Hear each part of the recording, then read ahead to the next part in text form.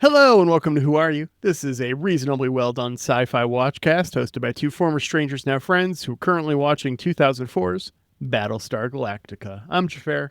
And I'm Laura. Aren't you glad to be back to happy, uplifting Battlestar Galactica after Black Hawk Downer? I have been putting this off. Like, watching any more Battlestar has just been like a little too much for a couple weeks. Yeah. I was really nervous after how Pegasus ended, how this was all going to go down. So, Yeah. we do get some Cylon answers, though. That's nice. Wasn't as bad as I feared. I'd kind of built it up in my head of like, everything's just a bloodbath in the next two episodes, and it's really not. Well, I mean, most of the bloodbath is reserved for next episode, but Yeah, true. not as bad as you had thought, though. The two-parter. We've No. both watched both parts, and we're planning on recording these near back-to-back. So even though you've got a weak listener, it's going to be more like one continuous conversation for us in this Sure, parasocial relationship. So we'll try not to get ahead of ourselves if you haven't watched part 2 yet. But Right. It wasn't as bad as I feared. Like, everything at the end of Pegasus feels pretty bleak and dark. just wait. I know. Everyone keeps saying stuff like that ominously with the face. Yeah. But it seems like our situations do have some ability to work themselves out. But I was like, there's just no way. There's no way. This is all bad. So brilliant writing on the part of the writing team. Very good. For sure. Takes a lot of work to make someone feel that way and then get them out of it. Yeah. It's I think it's a very good I mean, we'll review them over the course of the show, but I mean, it's a very strong two-parter. It's a very strong three-parter. Not my favorite in television history. That stays with Babylon 5, but on the list, top three-parters. It's good. Yeah. And I don't know, maybe a little more like realistic than if we're going to go back to we talked a lot about Voyager Equinox. The Equinox things feels like it gets tied up pretty tight, tidily. Too tidily. Yes. Yeah. The ship is destroyed. Their crew might be extras for the next 3 seasons or whatever's left. Yeah. And It's done. fine. It's all fine. Hand wavy. No trauma counseling needed for anybody. It's Yeah. all good. Yeah, this very much has stakes and changes the game for the rest of the show. So Yeah. So at the very top of my notes for this episode, this is Battlestar Galactica Season 2, Episode 11, Resurrection Ship Part 1. I wrote, very long last time on. We have a lot to establish with the Pegasus episode. yeah, well, it's important to know. I do think did you look it up? Was there a break? I thought Aaron said he had looked it up and there was a break between Pegasus and Resurrection Ship, but I never confirmed that. I'm looking it up right now. I'm just gonna It's worth go doing. over this shit real quick because I feel like that would explain the extra attention. Oh yeah. It wasn't a huge break, but Pegasus aired September 23rd, 2005. Resurrection Ship Part 1, January 6th, 2006. That's a bit of a break. So a couple of months. Yeah. We don't handle that well anymore. Yeah. I mean, mid-season. Yeah. Like, Yeah, a couple months mid-season, no big deal.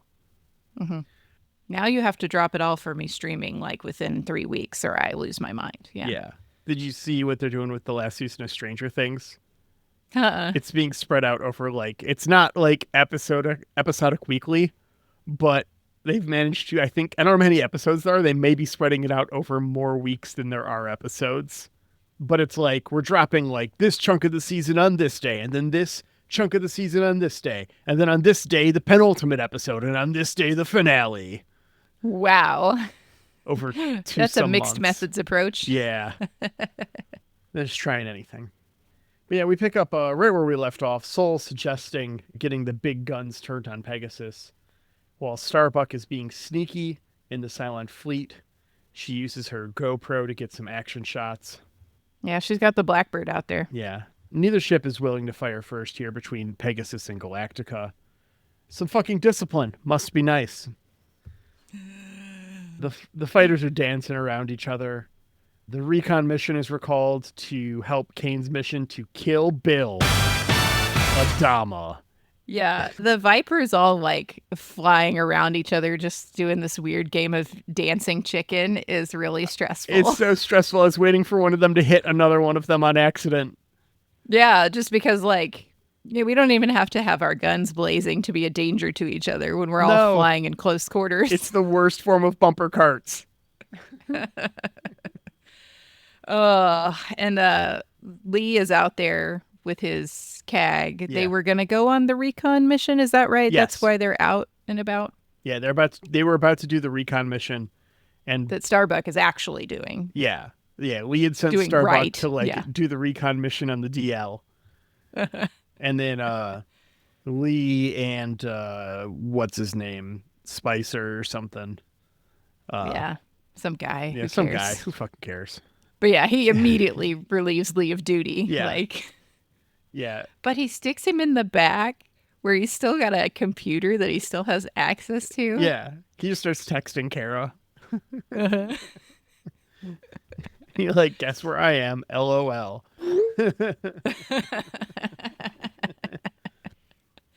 Yeah. But she's been busy. She got some really close up shots. Was she flying through the resurrection ship? I forget. Yeah, she flies through the ship. Yeah. Through the now, ribs. Listener, if you haven't watched this episode lately, I want to remind you of what the resurrection ship looks like. So the resurrection ship looks like we had a basic spider design that we were just going to put on something. And we just hit Control V, or Control C, Control V, Control C, Control V over and over and over again. And it just stacked up on itself. Yeah. And became like this long chain of little spidery things. It's weird. It looks different than all the other Cylon ships. Uh-huh. I look at it and I think it's supposed to be Moby Dick. Like, I think it's supposed to be the whale because it looks like it's kind of like whale bone, like a rib cage almost to me. Okay. And so I'm wondering if it's supposed to be like, there's nothing about it in the book that I remember, but I wonder if it was supposed to be like evocative of like that, like this is Kane's white whale. It's kind of a rack of ribs. Yeah. 2 racks of ribs, like put together. I don't know. That's a rib cage. I guess the Cylon bodies that resurrect are like in little pods throughout the ribby structure, throughout the rib cage. Yeah, they're in those glass elevators on the sides of buildings that are way too scary for no reason. Yeah. Why would you do that? Don't do that. No one needs to see that. No one wants to be there. It'd give me like vertigo just watching things go by. Sounds awful. It's miserable. Yeah. So weird ship. Everything else, I guess we've seen base stars and we've seen raiders and the other ship, the Heavy like raiders. drop ship. Yeah. Yeah. Everything else is like very smooth. Like we've got curvies. Yeah. And they're all very the resurrection ship is angles. They're all chromy and curvy on the outside, and this is like not chromy and not curvy at all. It is very, very different. Interesting. Got to keep it fresh. Yeah. And Cylon architecture design. Yeah, they're not the Borg. Come on.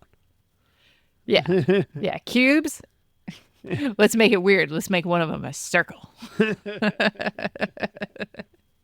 God, there are some weird ass Borg ships for no reason. Like, let's do other shapes. Fuck it. Like at the end of Voyager they were just throwing all kinds of random shit. Borg octagon. Fuck it. There's a diamond, I think, actually. There's not actually an octagon, I don't think. I mean, if Lower Decks were to come back and throw up a dodecahedron, everyone would lose their minds. Yeah.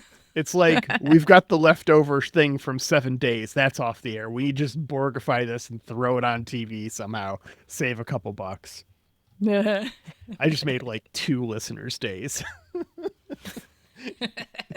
Exactly 2. Yeah.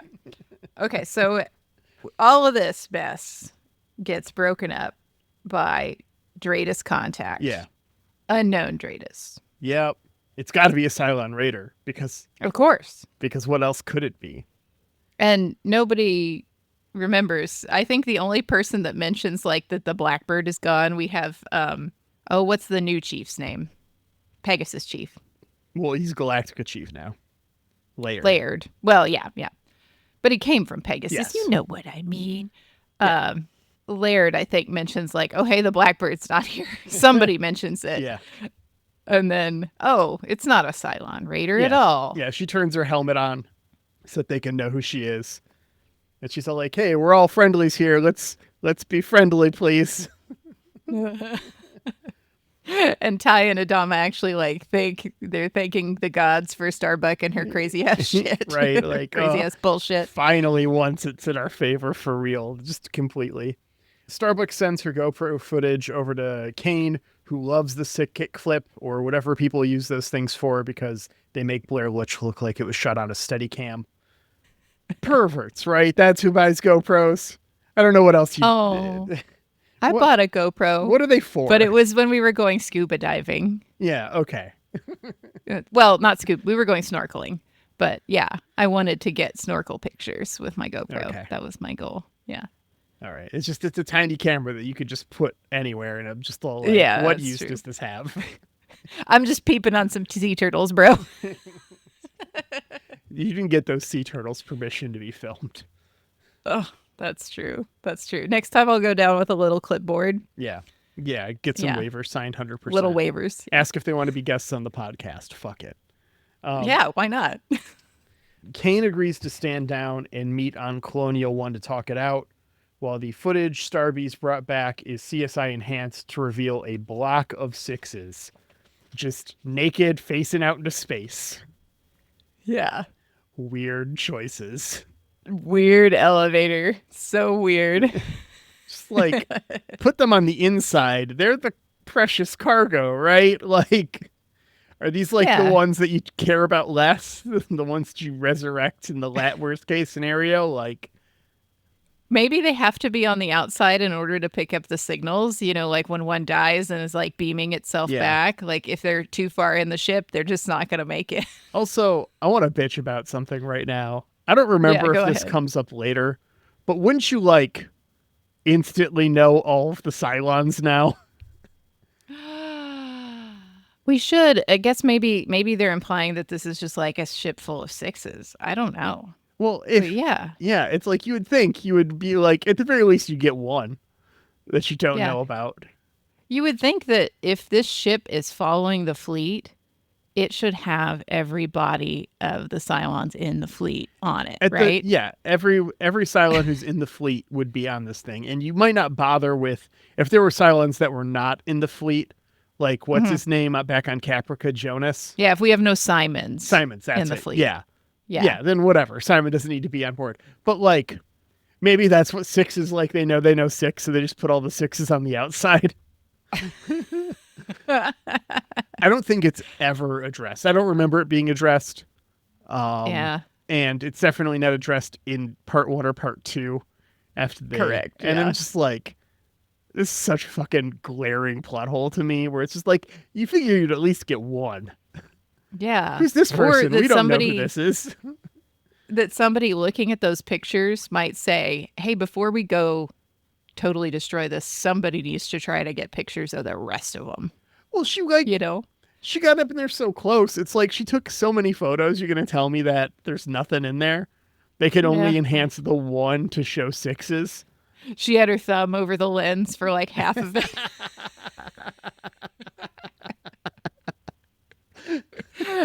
That's got to be it. That's got to be it. Survivor count. We go to theme. Survivor count. 49,604. We are down just one dead rapist. Yeah. There's my tiny violin. Yeah. That guy was the fucking worst. Yep. Rosalind lectures the military leaders on how this is their collective fuck up. Okay, so I don't remember if we came up with this last time or I just came up with it in my notes. But if Rosalind is mommy, right? Yeah. And Adama is Papa Dama. Yeah. As we've said. I started calling Kane Auntie Kane. Okay. I'm here for Yeah. that. Okay. Kane is like, fuck y'all, fuck everything, as Limp Bizkit's My Way or the Highway plays, and she treats Colonial One like our personal rage room. Yeah. Yeah. Auntie Kane's got some things she's needing to work out. Yeah. Rosalind is like, your options are fight or compromise. There is no other option. And Kane is like, lies. Delay is an option. I will be choosing delay. I do agree with Kane on this point that like when you feel like you have no good options, maybe delay. Yeah. Maybe wait a little bit. See what happens. Yeah, never know. A little more information might make things a lot better. It's the procrastinator's anthem. Yeah. I mean, there comes a time, but this is a good time to delay. Not bad. Not bad. Yeah. Kane promotes Kara to captain and makes her Pegasus CAG. Stinger let the whole thing with her sneaking off and doing a mission happen, and Lee's in Adama. But Kane sees herself in Starbuck and rewards her initiative. Yeah. Yeah. She starts to win Kara I don't over know. a little bit here by not giving a fuck about Earth and asserting the fleet's real goal should be returning to the colonies after genociding all of the Cylons. Yeah. We're just gonna go get Caprica back is her promise to Starbuck. Yeah. And I don't think I ever get to find out how genuine this thought was because I don't know, is she just saying what Starbuck wants to hear? I mean, she probably really does want to kill all the Cylons and just Yeah, she's very pro Cylon genocide. Yeah. But I don't know how realistic your thoughts are here, Auntie Kane. Yeah, bit of a stretch goal. Probably not going to hit Yeah. it on this Kickstarter campaign. Yeah. Those Cylons, pretty strong. That's all I'm saying. Laura tells Bill that he's going to have to kill Kane, and then that's the only way to protect the fleet. Yeah. And I mean, I kind of felt this way too, right here. Like, I was like, there's no way. They talked about Laird having been a civilian and they're very cagey about how he got on Galactica. I was like, there's no way she's going to like be down for protecting this small group of slower ships, undefended ships, or, you know, they can't truly defend themselves from Cylons. There's no way this woman is going to be like, oh, yeah, I'm going to be your new babysitter. Like, nah. So Not going to happen. I don't think she has their interest in mind at all. Nope. Connell has examined Sharon, and they talk with Adama about what happened. Man, that Coddle's fucking great. Yeah. I don't feel like I've got a whole lot to say about this scene because it's so fucking sad and deep that I don't feel like I really have any place to comment on it. Yeah. They do the rundown of she's got no permanent physical damage. Yeah. The baby seems to be fine. Broken we have a rib. cracked rib. Adama tries to be comforting, I guess. Because he reassures Sharon that, you know, these men were not from Galactica that tried to do that to you. And he's trying to promise that Hilo and Tiro aren't going to get executed, even though that's so not within like his power. And I feel like these two men are doing their best in this scene. Yeah. Like Doc Coddle's telling her that that was unforgivable. Yeah. What was happening to you. And Adama takes the chance to personally apologize because it was on his ship, which means it was under his eyes and it shouldn't have happened. And he wants her to be fully taken care of before she's returned back to her prison cell.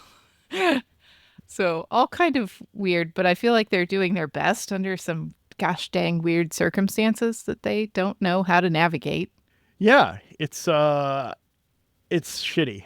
Yeah. And I mean, we can always argue and say, well, they should have done XYZ, but like sometimes doing your best is still not the best. Yeah. But they're making an attempt, and some people aren't even making an attempt. So, Oh, well, yeah. Most people don't give a fuck, unfortunately. But that comes a little bit later. Before we get there, Gaius is in his mind palace, telling us he's bored of his mind palace. he doesn't miss Caprica anymore. 6PT does. She misses the pyramid games. Yeah.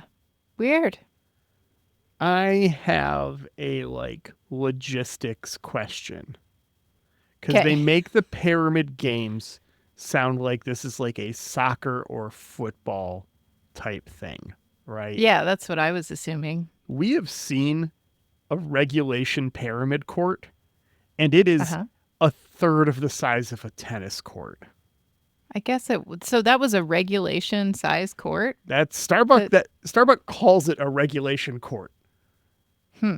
when she's giving Sanders shit about how the revolution or whatever is spending their time and resources. Yeah. So It does seem pretty small. it's so tiny. How many people would be able to watch this game? Yeah.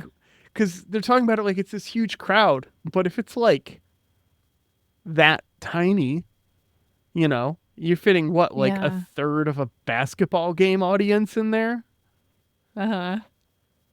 Yeah, even if you have where you've got the giant screens like they have at the basketball games, so Yeah. the people who are way, way up can just watch the game on the screens or see most of the details up there. Yeah. Yeah. Huh. That is weird. Yeah. That's pretty small. Well, and she's talking about Pyramid, and I'm sitting there going, oh, you like the Pyramid games? Because you wanted to go watch the other Cylon Anders? Is that right?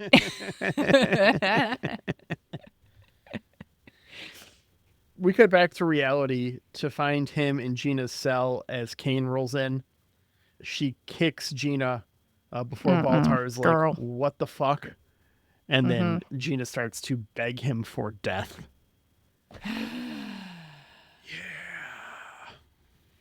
Yeah. I was already pretty pissed at Kane for allowing Thorne to operate, period. And it's despicable no matter what, but I find a woman who's like, yeah, that's fine to be extra despicable. And she's not above the kicking them while they're down either, so. Nope. Auntie Kane got some issues. Callie gives Dama the tea about Pegasus's former civilian fleet. Just a little hint. Now we find out why this is weird. Yeah. A little hint that Saul follows up on. He loosens some lips with some alcohol and hears about how they were stripping ships down, leaving civilians stranded, and using violence on their families to ensure compliance when drafting them. Yeah. He says they killed 2 families Yeah. to get the useful people on board. They don't specify whether Laird's family was one of those families, do they? Not here. Okay. I imagine since you've mentioned Razor is a prequel type thing that has to do with what happened Yes. to Pegasus before this, I would think it would come up there, I would hope. A whole bunch of stuff comes up there that is important from these 3 episodes. Yeah, I would imagine so. Okay. It's kind of in a weird place, Razor. I mean, it's designed to have stuff that feeds in a little bit to season 4, but it takes place exclusively in the past from where we are in the show right now. Yeah. But it's also, they just had the time and the budget, and so they just said fuck it and did it. Well, I'm interested. I'm already anticipating it's going to be incredibly dark. You don't even know. Yeah. Yeah. Somewhere in between here, we also had Hilo and Tyrell just wondering what's up. Yeah. Why aren't we dead yet? We were told we're being executed. And then they get told, hey, we're postponing your execution until after this military event that's going on. The big thing. There's going to be a parade. Yeah. So they're waiting. Lee checks in. Lee goes to visit Starbuck. Yeah, on Kara, and is surprised to find her carrying on, given all of this. Man, empathized. Yeah. Yeah. He's giving her the rundown on Hilo and Tyrell. And she's like, I need help figuring out the schedule. Yep. Yeah. Listener, for a little bit of context, we recorded Black Hawk Down last week. When we had mentioned that there's some stuff going on with Iran, but nothing had really happened yet. Well, shit happened for us as of recording last night. Yeah. Not a whole lot has gone on since. So that's where we're at for when this comes out in a couple of weeks. Yep. Yeah. And I'm sure it'll be different by the time this comes out, too. So that'll be even more fun. Yeah. Hopefully it's better in a good way. I don't know how that's possible right now, but right. I'll hope. Lee is surprised that she's just carrying on, and she's like, well, what the fuck else am I supposed to do? Like, there's nothing that we can do about this. For sure. Which is such a like flip-flop of their two attitudes, right? Mm-hmm. I feel like beginning of the show, Starbuck would be railing at this moment, and Lee would be reminding her, hey, we have a job to do. And somewhere along the line, they flipped. Yeah, it's an interesting little, like, because she's got the captain, now he's the lieutenant, so they've flopped ranks, they've flopped jobs, and in a lot of ways they've flopped personalities. Yeah, it is very strange. Yeah. Is it just because she had Auntie Kane like stroking her ego a little bit? I don't know. I'm sure that's a factor. There's enough stuff going on. Baltar brings Gina a fresh summer fit so that she can stop wearing a potato sack. Baltar wants to help, but she only seeks death. And when he's like, well, that's not really a thing for you, she tells us the reason for the eponymous episode. And this is where we learn that weird ship is Resurrection Ship.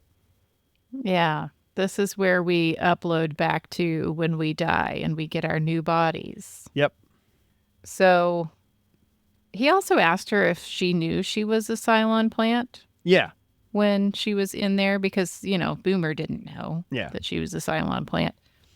And she says, yeah, I knew who and what I was. And I thought that when they caught me, they would just kill me and I would be uploaded into a new body and everything would be fine. But instead, they kept me alive and did all this shit to me. And now I just want to die. Yeah.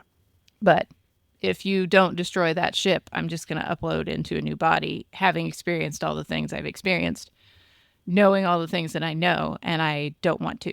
Mm-hmm.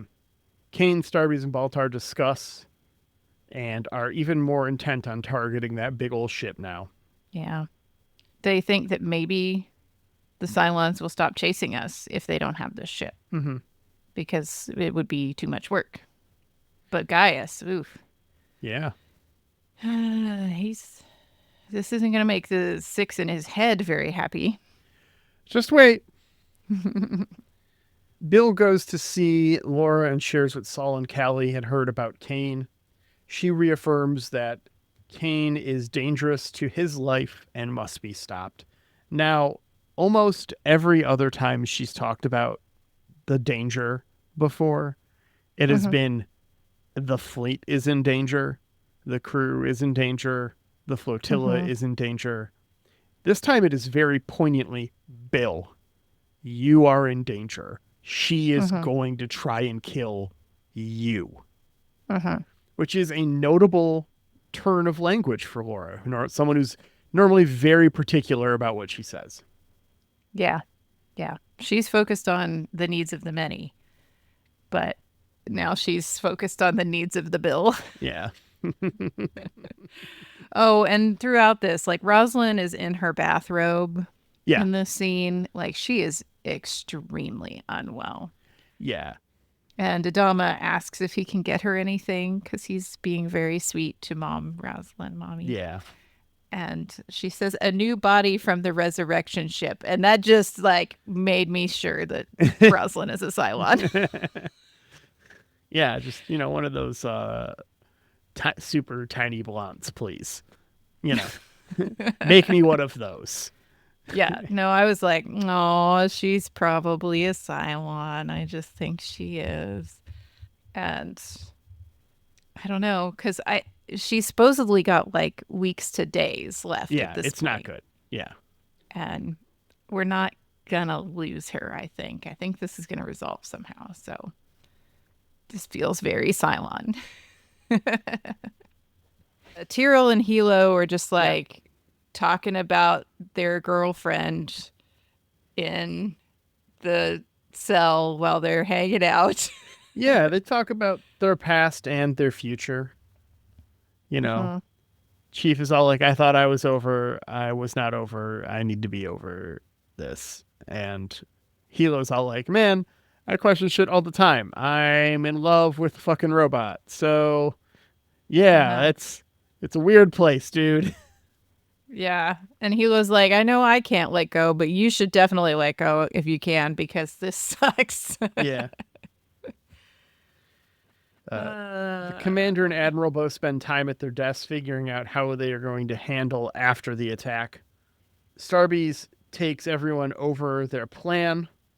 We're going to use this diversion tactic. We're going to make it look like we're mining, but that's, false flag operation. They're going to fall for it. We're going to drag them off this way. We're going to make them think their ship's injured, and then surprise, boom, Battlestar's blowing up your shit. Yeah. I mean, Starbeast is a good planner. She's had some crazy shit that worked. So I trust her with this. She does say we're going to need all the Viper squadrons. There is nobody who can sit in reserve. Yep. This is the time. Everyone's flying on this one. Yeah. And Adama, at the end of this, says he has some more questions for the CAG. Yeah. Let's talk about it a little bit more. Yeah. Auntie Kane split everyone up for a reason, though. She's not super keen on Adama talking to Starbeast, but she's going to allow them 1 hour. And Adama tells Lee to stay focused as he leaves. We cut back and forth here as Kane and Adama both put their plots in place. Kane is embedding Marines on Galactica, Razors, she calls them, while Jack, her XO, will be stationed there. He's to kill Adama on her command. Execute Case Orange. Yeah. 3 words you would not say randomly together. So. Yeah, so Auntie Kane and Papa Dama are planning to boomer each other. Yeah. Adama's like, Starbees, you're going to hear me say downfall and you're going to fucking shoot her in the head. Yeah. And that's how we go to credits, which is just crazy. Yeah. And I turned to immediately Aaron and I said, they're going to boomer each other. And he was like, oh, yeah, I guess they are. They are. Yeah, 100%. That's the plan. Walk into CIC and shoot the commander. Yep. It's a real boomer. I mean, it worked well the first time. So no reason to not go back to that well. Yeah. Yeah. I was like, huh. Well, that makes it like extra interesting how this is going to turn out then. Yeah. Like, I was like, all this has happened before and all this will happen again, huh? Yeah. Huh? Yeah, you get it. You get it. Next episode starts with one of those too. I got it, Ronnie D. I'm with you. I'm there. All right. That is the episode. Yes. It was like, it was not as dense as normal. It's very clear that this is a 2-parter. It needed to be a 2-parter. I think this episode could have been maybe 5 minutes shorter. I don't think it'd be made better for it, but it definitely could have been. Yeah. Yeah. But we have like the fun scenes of Adama and Kane ruminating separately in their other quarters. And Adama has like his little ships, and Kane has like her antique weaponry. Yeah. Juxtaposing their positions. And I don't know. I liked it. I did feel even more stress in a way at the end because I was thinking about how these two folks are setting up to boomer each other. And it wouldn't surprise me if Kane went through with it. I would feel bad if Adama went through with it. Yeah.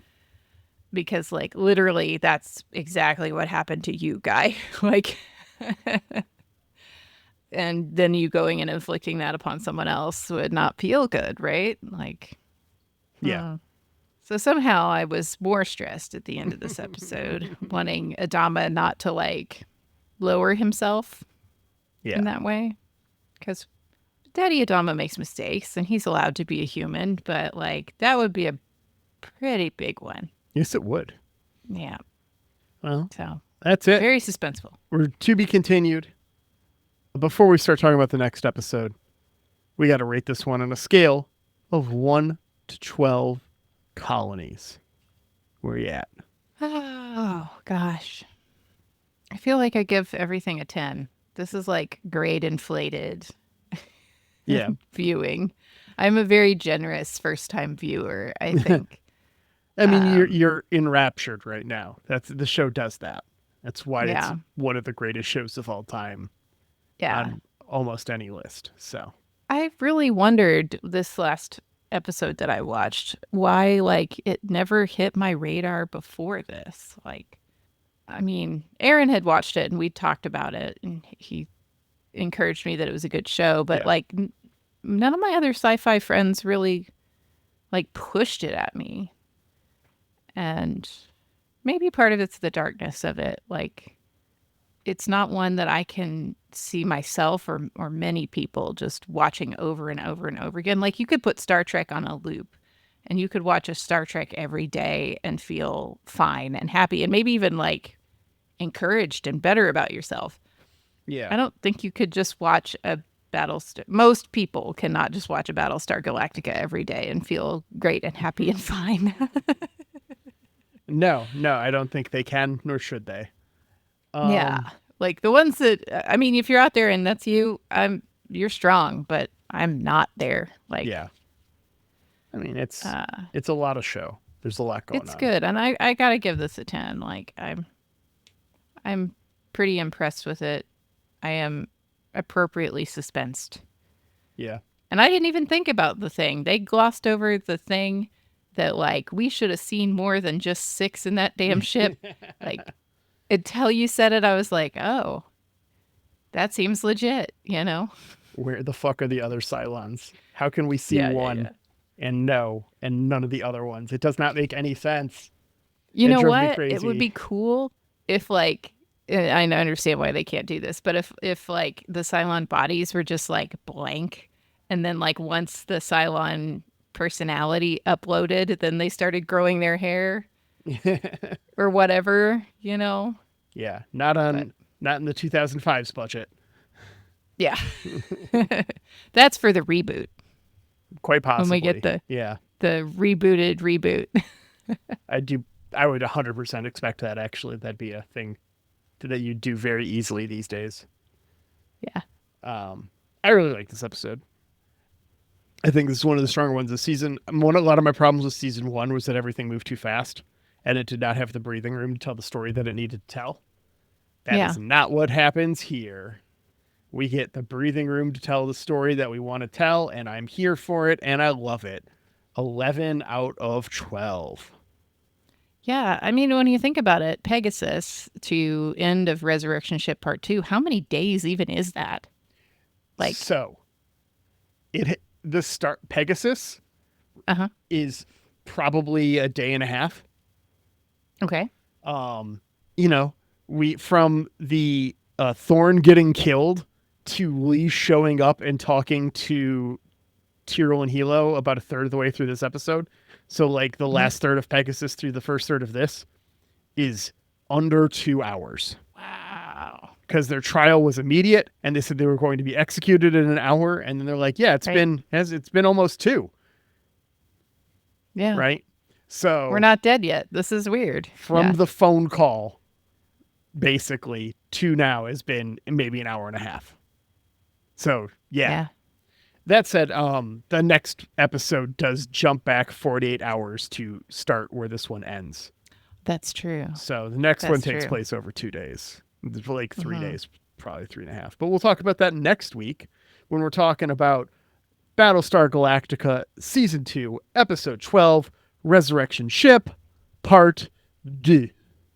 The struggle between Adama and Kane is temporarily put on hold while the two Battlestars combine forces for an assault on the Cylon resurrection ship. Apollo faces a momentous decision, and Baltar takes an interest in Gina, the Cylon prisoner. You already took an interest in Gina. For sure. And Lee's not the one who faces a momentous decision. But that's the episode description. I don't know. I could argue that, but go ahead. Yeah. Well, we'll argue it next week. But until we get there, we should probably say thank you. Start with Jeremy. Jeremy Siegel.